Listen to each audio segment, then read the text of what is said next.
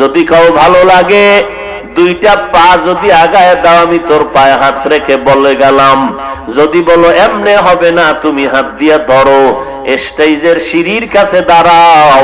আমার আল্লাহকে সাক্ষী রেখে বললাম তোর পাও হাত দিয়া ধরিয়া দাবি জানাবো, আজকে থেকে আর গানের তার কানে লাগাবি না, ইউটিউব খুলিয়া গানের মধ্যে ঢুকবি, দেখবি মক্কা মদিনার ইমামের কত সুন্দর কোরআনের তেলাওয়াত, ইমাম সাহেব কান্দে, মুক্তাদিরাও নামাজের মধ্যে কান্না করে, কণ্ঠওয়ালাদের কত আযাবের, কবরওয়ালা গজল, ইসলামী আওয়াজ পাবি, একদিন দেখবি ওই কোরআন তেলাওয়াত শুনতে শুনতে তোর দিলটা নরম হবে, একদিন দেখবি চোখ থেকে পানি বের হয়ে যাবে। বহু কান্নাওয়ালা আল্লাহওয়ালার বয়ান আছে, এগুলো শুনতে শুনতে ঘুমাইয়া যা,